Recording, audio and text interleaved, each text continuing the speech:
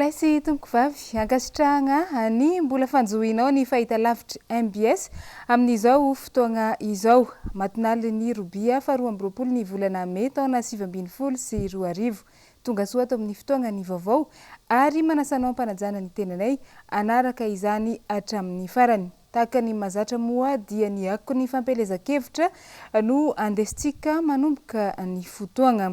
Tsy mankasitraka ny tsy fanarahan-dalàna izay miseho mibaribary mandritra n'izao fampelezan-kevitra ho amin'ny fifidianana solombavam-bahoaka izao ny filoha nasionaly ny antoko tiako Madagasikara Andriamatoa Marka Ravalomanana no amafisiny izany tao Toamasina nandritra ny fidinana ifotony izay nataony tamin'ny fotoagna io ihany koa moa no nanararaota ny filoha nasionaly ny antoko tiako Madagasikara sy ny delegasion ny mpanangana izay notarihiny ny tafa sy ny fanakalo hevitra ary nanentana ny olom-pirenena tao amin'ny Toamasina ny amin'ny andehanana mandatsa bato sy mampandany ny kandida izay natolotry ny team K25 ao antoerana.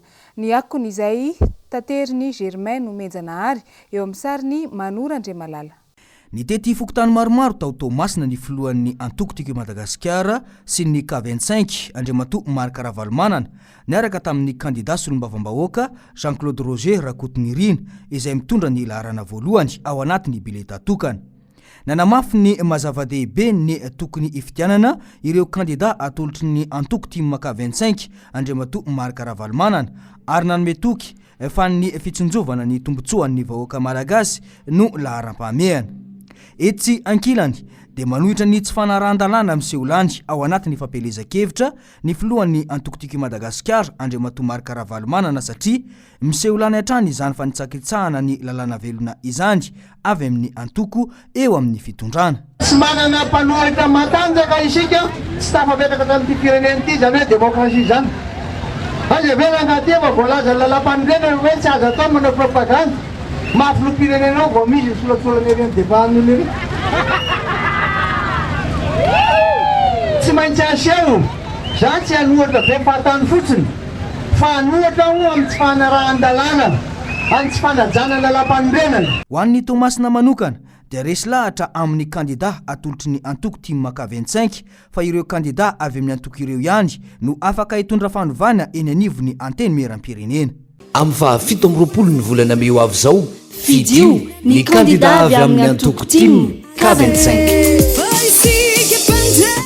Avy tao Toamasina ny filoha nasionaly ny antoko tiako Madagasikara niaraka tamin'ny delegasion notarihiny dia nitohy tamin'ny fitsidiana tao amin'ny distrika ny Brickaville sy Moramanga ny diany tamin'ity indray mitoraka ity ary tamin'izany ihany koa no nanolorana sy nampahafantarana ary nanotronana anireo kandida izay natolotry ny team K25 ao amin'ireo distrika voalaza teo ireo amin'izao fifidianana solombavam-bahoaka izao. Mitohy araka izany ny fampelezan-kevitra sy ny fanentanana anireo olom-pirenena jiaby andeha andray anjara amin'ny fifidianana amin'ny alatsinainy fafito amby roapolo ny volana May ho avy izao. Vaovao tateriny Noro Fitiavana eo amin'ny sariny Manora Andriamalala sy ny rindran-tsariny Tahiry Niaina Ranarinirina. Vahoaka marobe no liana tamin'ny fahatongavany filohan'ny voahonany antoko team K25 Marka Ravalomanana sy ireo kandida izay nitarihiny tao amin'ny distrikany Brickaville sy Moramanga. Tanàna maro tao amin'ny distrikany Brickaville no voatsidika nahitana Anampasimbe Antsampanana ary Ranomafana izay misy ny kandida solombavam-bahoaka Jean-Claude Gérard di Menavolo avy amin'ny antoko team K25. No amafisin'Andriamatoa Marka Ravalomanana fa kandida efa nahazo fiofanana ary vonona ny hijery ny tombontsoan'ny vahoaka fa tsy ny tombontsoan'ny tena velively ny kandida avy amin'ny antoko team K25. Yeriny tsara, tsy maintsy apetaka tsara ny discipline. Ty kandida nareo ty Menavolo.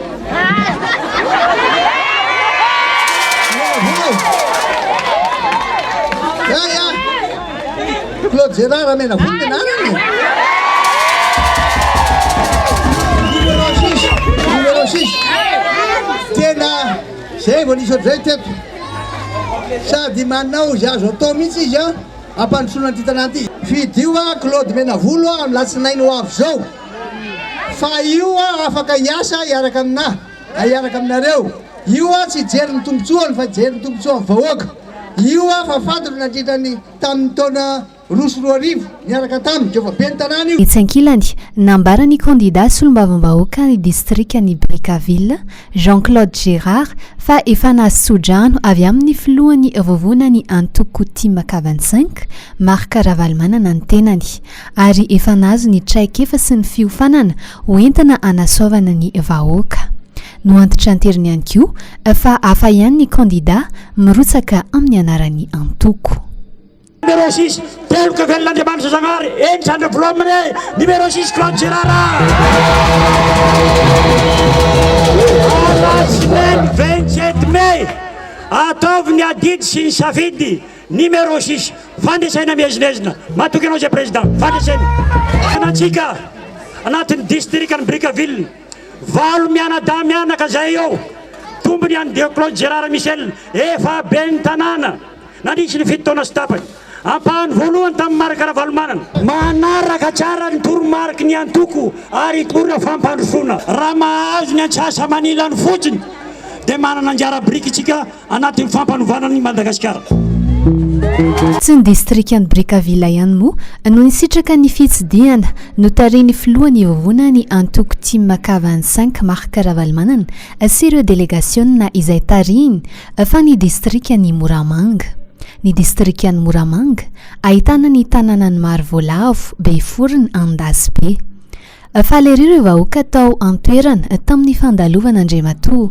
Marc Ravalmanana Marina ity distrika ity dia ahitana ny candidat solombavambahoaka Dokotera Iandry efa veria lavitra be riny misy nitseny zay netiny Dokotera Iandry tena mahavoa mihitsy nareo manana an'io candidat tena mahavoa nareo betsaka zay candidat nyjerevako zay sivy amby zato menina fa miavaka mihitsy izy aty zay aloha nizahatra resahako voalohany tena manana fitiavana amin'ny vahoaka izy Dokotera azy raha izay faharoa manana fikirizana tonga ny hatrany Andasibe zay raha ty ary ala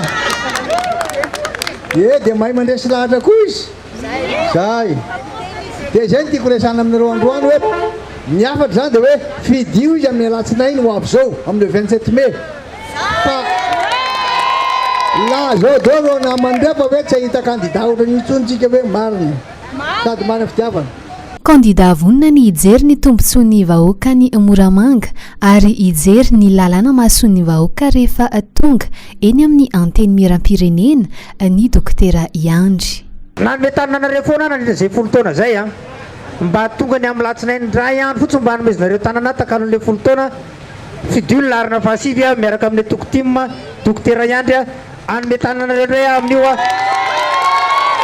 ary mbela metana be da be anareo rehefa lany rehefa ao anaty zany assemblée nationale zany tsy anarena président tsy anarena izy matoa efa natolony anareo dia vonina iarasa aminy ary izy koa iarasa aminy koa ifanolo-tanana zay mianaka anasoa Moramanga sora tompoko lamba kasiraka tovovavy fa tsapa kosa nandritra ny fampelezakevitra tarin'Andriamatoa Marc Ravalmanana sy ny délégation ny fitiavan'ny vahoaka satria na andro na alina dia vonina trany izy ireo iona sy itafa tamin'ny vahoaka amin'ny fahafito amby roapolo ny volana May ho avy zao fidio ny candidat avy amin'ny antoko Tim 25 izay ny vaovao boaka amin'ny faritra atsinanana aniny fa impody eto Antananarivo atsika ato anatin'izay ako ny fampelezakevitra izay trany ny teny amin'ny fokotany Ambotrakely iny indray no nosafidiny ny candidat ho solombavambahoaka natolotry ny Tim 25 ao amin'ny boriboritany fahatelo tamin'ity androany ity ny tafana sy ny tondrana ny fandresen-dahatra amin'izao andro vitsivitsy tsy faragna ny fampelezakevitra izao nambara ary no amafisiny ireto candidat mianada ireto dia ibody sy feno izany fa ny tandro toy ny anak'Andriamaso ny tombontsoan'ny vahoaka malagasy no anisany targetran'izy ireo voalohany rehefa tonga eny Tsimbazaza amin'ny alalan'ny fanomezana volavolan-dalàna hitondrana vahaolana ho amin'ireo marary ny vahoaka eny fotony. Vaovao tateriny Germain Menjanahary sy Erzora Jaonarvongy. Vahoaka fenitsika orakora-pifaliana no nandraisan'ireo mponina an'Ambotrakely ny candidat izay atolotry ny Tim 25 ao amin'ny boriboritany fahatelo feno Ralambo Manana sy Bodoartsoa Razafindrazaka ny tolakandro teo. Feno fahavononana tanteraka iaino sy itafa amin'ireto kandida ireto. Nambaran'ireo kandida izay atolotry ny team K25 ao amin'ny boriboritany fahatelo izay mitondra ny laharany voalohany ao anatin'ny bileta tokana fa na de eo aza ny asa sosialy izay fanao dia ny fanamboarana ny lalàna matotra ahafahana mampivoatra ny fiainan'ny vahoaka malagasy no tena zava-dehibe ary tena imasona ny fiarovana ny tombotsoan'ny vahoaka malagasy ao amin'ny distrika fahatelo mba ampisondrotra ny farim-piainan'ny mponina indrindra fa ny asany mpanatanteraka mba ipaka eny fotony ka isitrahany ny vahoaka madinika izany asa izany. Ny lalàna izay vatolotray dia lalàna asoanao vahoaka ary ny lalàna izay holalinay dia mbola lalàna asoanao vahoaka trany. Manaraka izany azadino fa matoa izahay avy amin'ny antoko no nirotsaka dia entina indrindra afahana hiady eny amin'ny anteminera-pirenena mba tena hitondra ny hevitry ny vahoaka ary izay indrindra no entinay hiady ho antsika eto amin'ity tanàna Namboatrakely ity. Raha nandeha nitsidika ity tanàna Namboatrakely ity zahay nandritra izay fotoana ny pré-campagne sy ny campagne izay dia hita fa be da be zavatra tsy mety eto amintsika. Ao ny tondra-drano, ao tsy fahampiny fanasana lamba, ao ny lalakely ratsy de ratsy hitanay zany ary enonay ny fitarainanareo. Ka de toky nomena ianareo fa hiady ary hiady ny asoanareo hatrany izahay. Kandida akaiky ny vahoaka ny kandida team K25 ao amin'ny boriboritany fahatelo satria nisy tokoa ny fifanakaloza-kevitra tamin'ny vahoaka nataon'izy ireo nandritra ity fotoana ity. Izay zavatra rehetra atao aorinan'ny fotoana mahazo ny vavam-bahoakanay ka azonay atao ka mikasika ny fiainanareo. Tsy voatery ho asanay zany fa ataontsika satria asa soa, asa fanasoavana ny mpiarabelona. Asa fanasoavana ny mpiarabelona, zahay tsy mpanao lalana fa mpanao lalana. Fa rehefa hanao zavatra iaraka isika dia vahoaka mifanasoa. Zay vahoaka mifanasoa tsika aoriana zay. Fa tsy mpanao lalana na mpanao basan fa ho atao zany satria tsika mpiaramonina, satria tsika mifankatia, satria zay maharary anareo maharary anay. Sotra indrindra. Numéro 1. Targetra ny anao podro ho an'ny team K25 ao amin'ny boriboritany fahatelo amin'izao fifidianana osolombavambahoaka izao. Miantso ny malagasy rehetra arak'izany izy ireo mba samy amita ny adidiny ny 7 ny volana Mey izao indrindra fa ny fandatsahana sy androtsahana ny vatolaharana voalohany na ny numéro 1.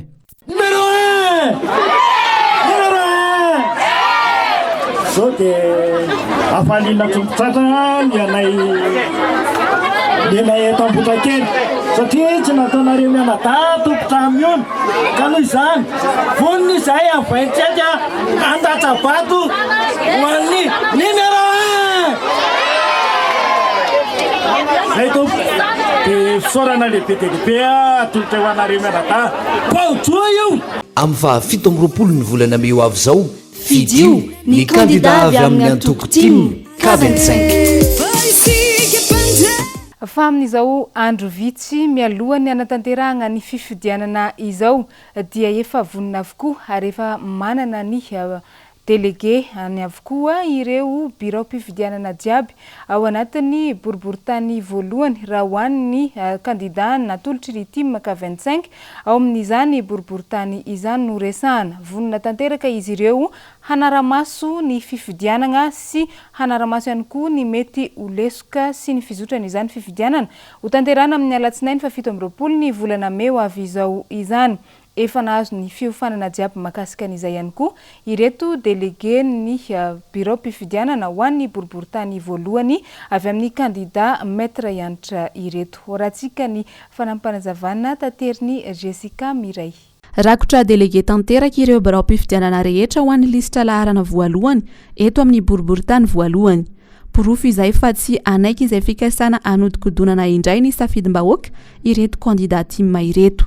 Nanaraka fiofanana nandritra ny 2 andro izy ireo, nanamafisana ny fahaiza-manao sy ny akingana ilaina amin'ny fiatrehana ny fifidianana ny 17 ny volana Mey izao. Ny délégué ny tena herin'ny fifidianana dia tsy natokotoko fa efa nandeha ny fanepanana an'ireo amin'ny fiomanana an'izany asa atao zany ary manomboka androany zany ny formation manokana formation spéciale ho an'ny délégué tamin'ny voalohany. Maro ny zavatra tsy nety tamin'ny fifidianana filoham-pirenena voalohany premier deuxième tour. Ny deuxième tour akaty zany dia atrehana daholo ireny zavatra reny ary atao izay tsy siny sy iverenana ireny zavatra tsy mety rehetrarehetra reny.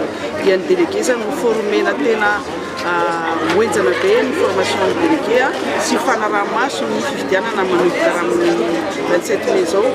Dia ny formation ny délégué maro be bureau de vote ny 219 bureau de vote dia misy amin'ny 438 zany ny délégué ny premier arrondissement zay olona rehetrarehetra zay anaovana atao formation ary tsy formation babaray eo fa mandeha amin'ny baratongany ary mitsinjara ary ny faritra misy anazy tsiraray mba hipetraka tsara ary matotra tsara sy formation zany. Nitsangana ihany koa ny legal team ho an'ny candidat maître antitra sy ny pré-liste aminy. Pahay lalàna avokoa no ao anatiny ary izy ireo no nanome izao fiofanana ho an'ny délégué izao. Nanome ireo solitena ny candidat ireto avokoa izay tranga mety hiseho ny andro ny fifidianana sy ny fepetra tokony ho raisin'izy ireo aingana raha hita fa mety anelingelina ny fahafahan'ny mpifidy manefa ny adidiny na koa mety hisy fiantraikany amin'ny voka mpifidianana. Izay mitranga rehetra ao anatin'ny bureau de vote soratana antsampony bulletin unique ohatra. Na hoe tena hoe tsisy bulletin unique tonga mihitsy tamin'ilay fitaovana avy any amin'ny CENI tao amin'ny fifidiananareo. Amin'izay fotoana izay tonga dia miantso CENI avy hatrany hoe tsampy fitaovana aty aminay. Ianareo délégué koa nareo vaovao mahafantatra misy alesony anankiroa ambadika ireny. Raha tsampina maty ny vato. Dia nareo koa mba verifia an'ilay izy hoe tena ao lesony. Tsy mitsahatra ihany koa ny fidinana ifotony faneraserana mivantana amin'ny vahoaka. Avaratetezany Bekiraro, antetezana Fony, Site Ambodiny Sotry, Antomadinika Atsimo ary Andrano Manala voalohany indray no novanginy ireto candidat avy amin'ny Tiky Madagasikara ireto. Nanomboka amin'ny elankelan-trano kely indrindra ka hatramin'ny riana ambony indrindra voatety avokoa na ao anaty aizina indraindray. Tanjona ny ahafahana mitafa mivantana amin'ny vahoaka ka anazavana amin'izy ireo ny antony ijoroan'ny maître antitra sy ny pré-liste aminy anoho ny andraikitra efa nisoloana tena ny vahoaka ny boriboritany voalohany hatr'izay. Maro ny velim-panantenana fa misy ihany koa ny misalasala saingy raha vao mahita azy ireo fa dian-tongotra no hidirana any anaty tanàna dia miova avy hatrany ny fandraisan'izy ireo any maître antitra, pasteur Roger, docteur Viviane ary Benzamaki. Amin'ny 17 ny volana Mey avy zao fidio ny candidat avy amin'ny antoko team K25.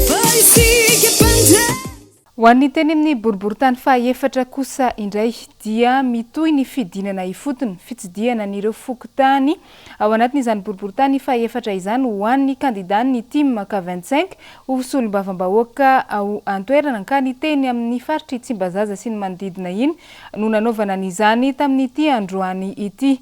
No amafisiny Rambosalama Emilien candidat ny team K25 ao amin'ny boriboritany fahaefatra fa ilaina ary tena zava-dehibe sy maika indrindra ny famoronana lalàna izay mamaly ny filan'ny mponina sy mitondra vahaolana ho amin'ny sosialim-bahoaka. Germaine Menjanahary, Erzora Jonarfony. Candidat mba anao lalàna ka hiaro ny tombotsoan'ny vahoaka malagasy. Io no nambaran'ny candidat Emilien Rambosalama izay mitondra ny larana fahaefatra ao anatin'ny bileta tokana izay candidat tokana natolotry ny team K25 ary nazo tsodrano avy amin'ny filompanorona ny antoko dia Andriamatoa Marc Ravalomanana amin'izao fifidianana ho solombavam-bahoaka izao. Efa betsaka ireo toerana izay nanaovana ny fidinana ifotony tao anatin'ny boriboritany hoy izy ary betsaka ny tsapa ao anatin'izany indrindra fa ny mahakasika ny fahorim-bahoaka eo amin'ny sehatry ny sosialy. Nambarany fa tsy asan'ny solombavam-bahoaka tokoa ny resaka sosialy saingy tsy afa-misaraka amin'ny fampandrosoana sy ny fampivoarana ny fiainan'ny mpiarabelona izany. Betsaka no resy lahatra amin'ny kandida ka manoana tsy misy fepetra. Mitoy raha teo ny fidinana ifotony izay fanao ao anatin'ny fotoana ny fampelezan-kevitra izao. Sarotra ny famahana ny olana raha tsy fantatra ny fototra izany, fa tsy vitany kabary ambonin'ny vavahady fotsiny ny fiainam-pirenena sy ny famahana ny olan'ny vahoaka. Ny feon'ny vahoaka dia tena masina misitsy ka tsy ho fantatra ny feon'ny vahoaka raha tsy mety ny fotony ianao. Ary izay fahafantarana ny feon'ny vahoaka izay dia mila takisina amin'ny vahoaka, mila medy ny fotony mijery amin'ny vahoaka, ary mila mahatsapy indrindrindrindra zany ny fahorian'ny vahoaka mba ahafahana mitondra vahaolana entina hanamavanana ny fiainan'ny vahoaka. Ny kandida Rambosalama moa zany dia tenenina fa olona efa voasedra, ary amin'izay voasedra zay amin'ny lafin'ny fiainany rehetra dia manana ny atao hoe vahaolana tsara fototra mivaingana ary maharitra entina hampandrosoana ny boriboritany faefatra. Ny azy zany teny tokana ihany tsy mijery afa-tsy ny tombontsoa amin'ny vahoaka eto amin'ny boriboritany faefatra, ary tsy mijery afa-tsy hoe asoa an'ity boriboritany faefatra ity. Ary tadio tsara fa amin'ny hoe masina zay ny feon'ny vahoaka dia tsy maintsy hoentina zany zavatra zany, ary tsy maintsy hoenona ny feon'ny vahoaka mba ahafahana manamaivana, satria ny vahoaka ny tompon'ny fanjakana amin'izao dia mahasolo mavomboaka zay dia tsy maintsy mety ny fotony mahafantatra ny feon'ny vahoaka. Tsy miova ny filamatra dia ny fikatsana ny tombotsoan'ny firenena, indrindra fa ny vahoaka malagasy. Isan'ny maika sy laharam-pahamehana ho azy ny resaka tsy fandriam-pahalemana izay manjaka tanteraka eto amin'ny firenena, raha eo ihany koa ny resaka fananantany.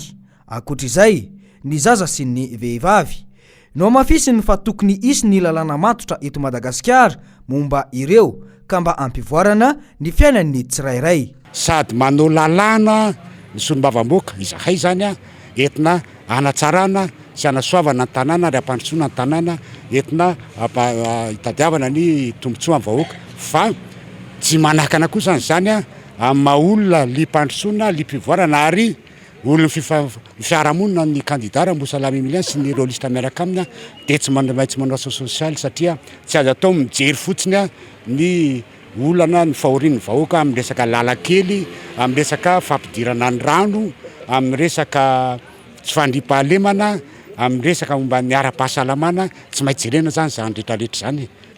Eto zany dia manentana antsika eto amin'ny boriboritany faefatra tonga marobe ifidy, ary ifidy larina faefatra amin'ny 7 volana May ho avy izao. Ny antony dia verimaina zao ezaka ataontsika izao, ary tsisy famandrosoana vita eto raha tsy tonga isika. Verimaina ny zavatra atao raha tsy mifidy larina faefatra isika, izay tsy handiso fanantenana anareo fa hitondranao ny fampivoarana sy ny fampandrosoana ny boriboritany faefatra. Amin'ny 17 ny volana May ho avy izao, fidio ny kandida avy amin'ny antoko tim K25. Manana ny kandida izay atolotra ho amin'izao fifidianana solombavam-bahoaka izao ihany koa ny ao amin'ny boriboritany faenina izay avy amin'ny tim K25. Tsisy raha mampavozo fa efa pare tsara ireo kandida ireo araka ny nambaran'izy roa lahy, tsy izay zany fa Todsoa Andriamampandry sy Fehizoro Andriamananjezika izay mitarika ny lisitra ao amin'ity boriboritany faenina ity. Efa nahazo fiofanana ihany koa moa ireo délégué ny bureau mpifidianana izay hiatrehana izany fifidianana amin'ny 17 ny volana May ho avy izao izany. Horatsika ny andindin'izay tateriny Rina Rabe Mananjara eo amin'ny rindrantsariny Tahiriny Aina Ranariny Rina. Olona tanteraka ny kandidany ny tim K25 ao amin'ny boriboritany faenina, Todsoa Andriamampandry sy Fehizoro Andriamananjezika, larana voalohany ao amin'ny bulletin tokana. Vonina eo amin'ny fitaovana, vonina eo amin'ny toetsaina, vonina eo amin'ny olona, vonina amin'ny lafiny rehetra mihitsy. Nisy ny fampiofanana an'ireo délégué misa 300 manerana amin'ny birao fandatsaham-bato ao amin'ny boriboritany faenina mba tena ahafahan'izy ireo mandray ny andraikiny tsara mialoha sy mandritra ary aorianan'ny fifidianana. Nilaza ny kandida Todsoa Andriamampandry fa vonina amin'ny angady sy ny arony izy hitazona ny fandresena izay efa eo aminy amin'ny fifidianana amin'ny alatsinainy ho avy izao. Fanamby apetraka amin'ny mahazanaka ny boriboritany faenina azy ireo ny hitondra fiovana mahery vaika amin'ny fitondrana ny etaeta amin'ny vahoaka vahoaka satria efa fantatra ny maharary ny mponina eny amin'ny boribory tany fahenina. Fandresena no ilaina ary efa azo zay efa mila mafisina fotsiny amin'ny fafitambapolo ny volana may raha mahita itsika ny vahoaka maro sy ny fikambanana maro sy ny atoko hafa maro izay manohana ny timina eto amin'ny boribory tany fahenina zay tarihako zay numéro 1 zay averiko foana fa ho numéro 1 lohany koa amin'ny fifidianana eto mba manarina izay no voalohany eto ary izay no fanamby no apetraka ary fampandrosoana koa dia izay no voalohany ny ambo manarina no tovolohany amin'izay fampandrosoana izay. Nanamafy ny kandida lisitra faharoa Feizoro Andriamananjesika fa vonona ny tim makavaintsainky amin'ny lafiny rehetra eo amin'izany boribory tany fahenina izany ary dia manentana amin'ny vahoaka izy ireo mba ho tonga hifidy ny larana voalohany. Dia manentana ny mpifidy rehetra izay ho tonga amin'izany latsabato atao amin'ny fahafitomboropolo volana may izao zany mba ho tongatsika andray anjara amin'izany latsabato izany. Miantso manokana izay mirahalahy Todsoa sy Feizoro mba ho avy hifidy ny larana voalohany numéro 1 ao anatin'ny bulletin zany amin'ny latsinainy izao. Tamin'ny fifidianana teo aloha dia efa miomana amin'izany amin'izao fotoana izao indrindra aorinan'ny fifidianana ka tsy hanaiko mora ny tsy fanarahan-dalàna mety iseho na ny resaka alabato ihany koa. Amin'ny faha-17 ny volana may ho avy izao fidio ny kandida avy amin'ny antoko tim K25. Fa eo amin'izay resaka fanomanana ny fifidianana izay hatrany dia voaporofo fa misy kandida izay mikonokonona halabato ao anatin'ny boribory tany faharoa amin'ity fifidianana solombavam-bahoaka ity satria misy ny fizarana karapanondro hosoka amin'ireo mponina izay sady tsy mponina ao anatin'ny boribory tany faharoa aby izy ireo amin'izany. Manoloana izay indrindra dia nagnano fanambarana ny collectif des candidats ao anatin'ity boribory tany faharoa ity hoaratsika avy hatrany. Olona vahiny maromaro izay nitadiavana trano nofaina eny amin'ny boribory tany faharoa no fantatra fa omena karapanondro mba ahafahana mifidy ny kandida amin'izao fifidianana solombavam-bahoaka izao ao amin'ny boribory tany faharoa. Nanao fanambarana niaraka arak'izany ireo kandida manohitra ity fikonokononana alabato ity androany teny amin'ny hôtel LTC Tsiadana. Votoatin'ny fanambarana ny tsy faneken'izy ireo izao zava-misy izao raha eo ihany koa ny fampitandremana ireo olona izay omanina amin'izay alabato izay. Toy izao indrindra no fanambarana nataon'izy ireo momba izany. Fanambarana izay collectif des candidats ato amin'ny boribory tany faharoa manoloana reto raha manaraka ireto dia manao zao fanambarana izao. Mahita izahay fa misy olafa ivelan'ny boribory tany faharoa ifidy ato amin'ny distrika misy anay. Noeritreretina ho tomina tamin'ny fiara izy ireo mandritra ny vanim-potoana fifidianana kanefa niparitaka amin'ny feo nandritra ny fampelezan-kevitra dia nanofana trano indray eny anivon'ny fokotany rehetra eny ireo olona ireo. Manaraka eo ihany koa ny ho fampiasana karapanondro hosoka izay sarin'ilay olona mitondra azy ihany no ao fananarany kosa dia olona hafa izay mariany etona nefa fa heloka be vava eo anatrian'ny lalàna izany zavatra izany. Misy ihany koa ny tsindria sy raha matahora mahazo andreo solotenan'ny kandida anatin'ny bureau de vote sy ireo lehibe mifokotany tsy mety mandray baiko. Porofon'izay ao anatin'ny vanim-potoana fifidianana izao dia nisy sy fokotany nasorona tamin'ny asany izay tsy manana loko politika. Feno miantso sy mampitandrina an'ireo olona alaim-panahy zanaky firenena ity izay anao an'izany asa izany ato amin'ny boribory tany faharoa izay collectif des candidats. Manoloana gaboraraka sy mifanaran-dalàna misy mandritra ny fampelezan-kevitra sy mandritra ny fifidianana mijoro izay collectif des candidats mampitandrina sy mampahafantatra izay rehetra voakasika izany hosoka sy alatra tia natao zany. basy ty fikavana ny anay ka tsy afenina fa arangaranga ka alanenina farany no ataonay fa ho an'izay tratra dia tsy afaka ilefitra noho izany elika be vava zany izahay. Isany noizingiziny ireto kandida ireto fa tsy anaiky ny alabato izay kasaina ho tanterahana izay izy ireo ary ho mafy ny fanaraha-maso izay ho atao isaky ny biro fandatsaham-bato etsy ankilany dia miantso ny tompon'andraikitra voakasika ihany koa izy ireo mba andray andraikitra aingana manoloana izao toe-zavatra izao. Efa hatramin'ny taona 2024 ny orinasa arabaritra Lezoma du Tana no tsy nandoa ny vola tokony halohany izay ofan'ny parvi eny Analakely izay ihany koa anisany antony nanapahany fiadidinan'ny commune Antananarivo renivohitra ny fiaraha-miasa amin'ity tsena anankiray ity. Mitondra fanazavana makasika izay indrindra ny misahana ny serasera eo anivon'ny commune Antananarivo renivohitra Andriamatoa Tina Arlaza Raharivelo.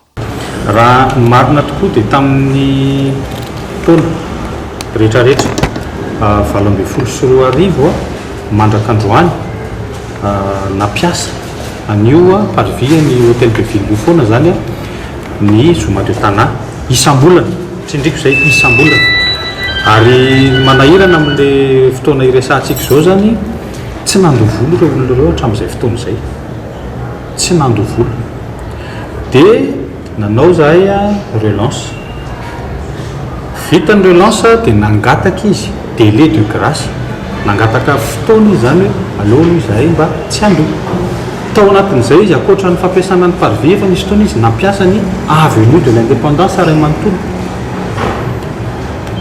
tsy maintsy tonga tany amina lettre na mise en demeure izahay hoe nareo kosa rehefa tsy mandovoly zany rehefa heritaona sy tampany nampiasaina anio toeran'io izy zay vao tonga tany amina lettre na mise en demeure mampiseho zany kosa eto amin'ny fanazavana eto hoe bonne foi tsara izahay na tany amin'ny procédure na tany amin'ny fifampirarahana tamin'io mpandraraha io zay zany le fanazavana raha ny tena maritaritra eo an-tanatohatra sy anna rehetrarehetra reo zay vao tonga tany amin'le hoe fampiatona aloha fampiatona zany hoe raha ohatra zany ka misy miteny any ambadika any hoe efa nahazo an'izao daty zao zay zany anjara ny mitondra fanazavana fa tsy anay fa ny anay kosa zatra alanenina ny zany heritaona sy tapany zany. Ho fanatsarana ny tontolo ny fitaterana eto Antananarivo sy ny manodidina no antony fihaonana ateo amin'ny commune Antananarivo renivohitra sy ny vondrony mpitatitra eo anivon'ny UCTU sy ny FMA. Waratsika ny andindiny izay vaovao izay tateriny Rina Rabe Mananjara eo amin'ny rindran-tsary ny Tahiriny Aina Ranariny Rina. Ho amafisana ny fiaraha-miasa eo amin'ny commune Antananarivo renivohitra sy ny vondrony mpitatitra ahitana ny UCTU sy ny FMA.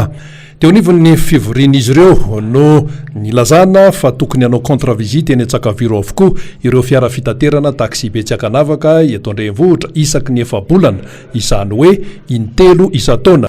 Ao anatin'ny fotoana efa-bolana zany dia tsy maintsy mandalo ao ny fiara rehetrarehetra ka zay mandalo 2 juin dia farafahaelany izy tokony mandalo eto 2 mai zay zany le izy dia vitiny efa-bolana tamin'ny 30 avril lasa teo dia mandinika indray tsika hoe ahoana indray ary no anatsarana trano ny fiaraha-miasa ao anatin'io efa-bolana io zay lasa dia samy manana ny isa tsikitsika zay commune atao amin'ny DTMU manana ny isanay amin'ny alalan'ny service zay mipetraka aty ianareo dia manana isany aminareo tao anatiny ty birao ty na ny UCTU na ny FMA. Mba hanao ihany koa ny fampitahana ny lisitra ireo fiara-miasa any anaty coopérative tsirairay ny vondrony mpitatitra sy ny commune mba hahafahana mahafantatra ireo fiara tena miasa marina ary ahalalana mazava ihany koa nisan'ny fiara-pitatitra rehetra eto amin'ny tanàna Antananarivo. Ametaka ny autocollant eo amin'ny parabrise ny fiara-pitatitra an-drenivohitra ny commune Antananarivo renivohitra mba ampiavaka ny manao transport urbain sy ny manao ny transport suburbain mba anavahana ihany koa ireo fiara-pitatitra tena izy ary ao anaty kooperativa ara-dalàna marina ary farany ho fanehoana ihany koa ny fiara-miasa eo anivon'ny commune Antananarivo renivohitra sy ny UCTU ary ny FMA. Ny tanjona amin'izany rehetra zany dia ny fanetanana ny mpitatitra rehetra eto an-drenivohitra iverina anaraka ny rafitra ara-dalàna mba hanomezana fahafaham-po ny mpanjifa izay tsy iza fa ny mponina Antananarivo renivohitra sy ny manodidina. Tranga-piaramonina teto Antananarivo renivohitra ankoatra ny tranga izay fivarotana anireny entana efa lany daty ireny efa fahita matetika eto Madagasikara izany dia nisy indray ny trangana entana osika izay niparitaka tao amin'ny bazariny Nosibe araka ny tatitra izay nataony avy anivo ny mpitandro ny filaminana. Entana menaka baume relax osika ireto izay namidy tao amin'ny bazariny Nosibe ireto. Olo efatra mono efa voasambotra sy anaovana ny fanadihadiana makasika n'ity raharaha ity. Noro fitiavana. Baume relax osikana menaka fanorana mahatratra 3,700 indray notrateaky ny polisy avy amin'ny sampandrara miady amin'ny fanaovana osika. Fivarotana misa efatra teny amin'ny tsenana Nosibe no nahitana ireo entana osika ireo. Manoloana ity tranga ity, olona misa efatra no voasambotry ny polisy amin'izao ary anaovana fanadihadiana. Araka ny loharanom-baovao azo, fitarainana sy fitoriana avy amin'ny orinasa iray misehatra eo amin'ny resaka fiparitana entana sandoka eny amin'ny tsenana Nosibe no nahazona nitsirika ireo fivarotana ireo.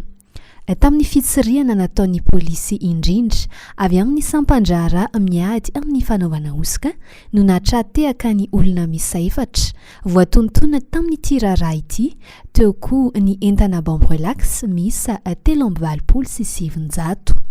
Ireo baume relax ireo izay nametahana famantarana amin'ny taratasy napetaka amin'ireo fonosana isanisany. Nogiazana avy hatrany moa ny entana osika raha vantany tratriny polisy. Tsara ny manamarika fa tranga efa fahita matetika eto Madagasikara ny fanaovana osika ny entana amidy toy izao. Tsy izay ihany fa indrindra ny fiparitany entana efa lany daty avy any ivelany amidy eny an-tsena. Izy ireny izay mody ametahana marika mampiseho ny daty farany azo ihinanana azy. Zava-dehibe raka izany ny fitandremany tsiraray manoloana ny tranga toy izao ho fisorohana ny mety ho loza toy ny fanampizinana ara-tsakafo izay efa mahazo vahana eto amintsika. Eo ihany koa ny fahatiantoka sy ny fahavoazana mety hitranga. Fanampin'izay ilaina ihany koa ny mijery tsara rehefa mividy zavatra eny an-tsena indrindra ireo heverina fa entana mora vidy. Tsy hijarina treto ny fanadihadiana ataon'ny polisy amin'ny fitadiavana ny tena ady tonikotrika tamin'ity raharaha ity. Eny ihany koa ry havako aby no nandesitsika namarana ny vaovao teto amin'ny fahitalavitra MBS tamin'ity niany ity mankasitraka anao nanaraka izany hatramin'ny farany.